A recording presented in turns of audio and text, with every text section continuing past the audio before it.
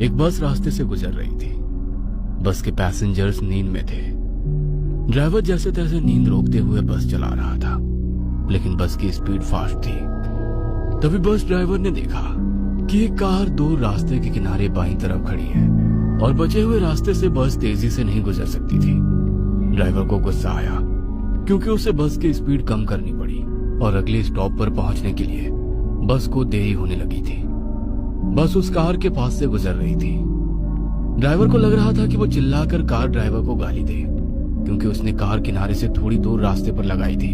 लेकिन फिर भी जोर से हॉर्न मारकर मन ही मन गाली देते हुए ड्राइवर बस आगे ले आया। ड्राइवर तेजी से बस चलाने लगा। कुछ आधे घंटे बाद बस जंगल के रास्ते तक पहुंची।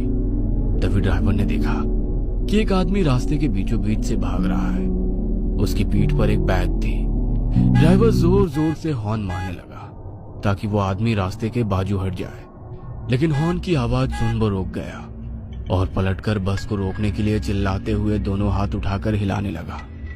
ड्राइवर को लगा कि वो आदमी मुसीबत में होगा, इसलिए उसने बस रोक दी। बस रोकते ही कंडक्टर ने बस का दरवाजा खोल दिया। वो आदमी हाँफते हुए बस में चढ़ गया और चिल्लाते हुए बोला, जल्दी बस भगाओ, भगाओ वरना वो आ जाएगी।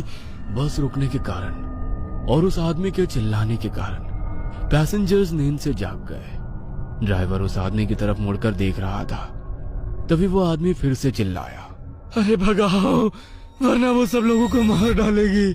ये सुन ड्राइवर के साथ साथ बस के सभी लोग घबरा गए और बस ड्राइवर ने वहां से बस भगाई। क्या हुआ भाई साहब, आप इतने डरे हुए क्यों हो और आप किसके बारे में बात कर रहे हैं? कौन आएगी?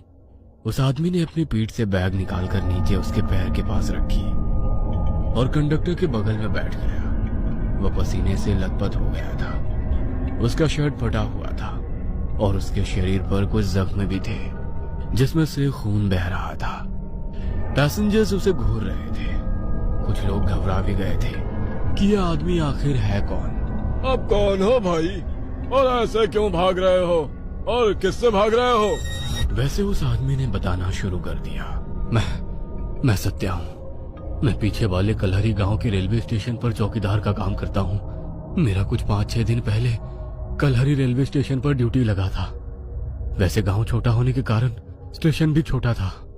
वहां केवल एक ही प्लेटफॉर्म था। वहां के लोग रेलवे का कुछ बहुत कम ही इस्तेमाल करते थे, क्योंकि एक ट्रेन रात में 2 बजे आती है जो सीधे सोलापुर से होकर कन्याकुमारी की तरफ जाती है, और फिर वही ट्रेन दूसरे दिन सुबह 4 बजे वापस मुंबई की तरफ जाती है। दिन में बस 10-12 और कभी कभी तो